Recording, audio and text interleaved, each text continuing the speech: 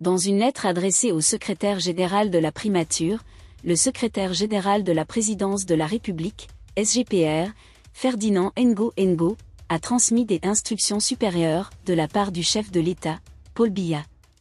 Désolé de vous interrompre, ce rapport peut contenir des commentaires soumis au choix de l'auteur. S'il vous plaît, si vous êtes nouveau sur cette chaîne, veuillez vous abonner et activer la cloche de notification. De cette façon, vous serez averti lorsque nous publierons de nouveaux rapports sur cette même chaîne. Merci. Qui a demandé au gouvernement de rationaliser les dépenses de fonctionnement de l'État.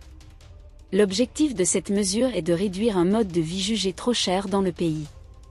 La directive présidentielle intervient un mois après l'adoption de la loi de finances 2024, mais la loi autorise une augmentation des dépenses liées aux missions à l'étranger et à l'achat de voitures officielles. La loi de finances 2024, promulguée par le président le 19 décembre 2023, prévoit une augmentation des dépenses de transport et déplacement professionnels de 54,9 milliards de francs CFA en 2023 à 69,2 milliards de francs CFA en 2024, soit une augmentation de 26%. Par ailleurs, le budget prévu pour l'achat du matériel de transport augmente de 2,7 milliards de francs CFA par rapport à 2023 et atteint 14,6 milliards de francs CFA en 2024. Ces chiffres sont en contradiction avec les instructions de Paul B de réduire les dépenses publiques. Mesures de contrôle des dépenses.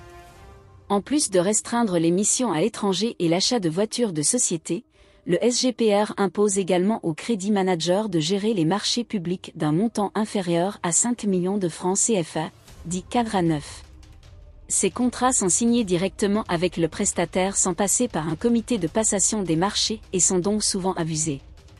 Enfin, malgré les augmentations de salaire de l'État prévues dans le projet de loi budgétaire 2024, les bénéficiaires de la directive présidentielle devraient également donner la priorité à une réaffectation optimale des salariés en place pour limiter les nouvelles embauches.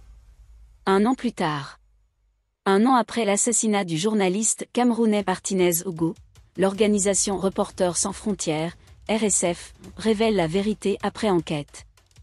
Lisez plus tôt.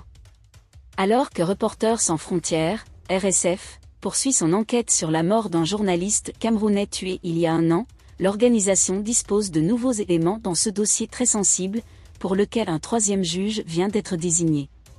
Certains accusés ont révélé d'horribles détails sur la torture dans le cadre d'une campagne visant à réprimer les journalistes. Cependant, de nombreuses questions demeurent quant à la portée et à l'impact de la responsabilité.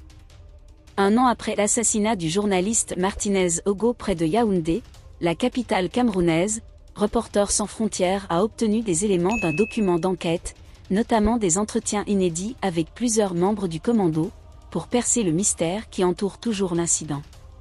Qui sait où le crime a-t-il eu lieu?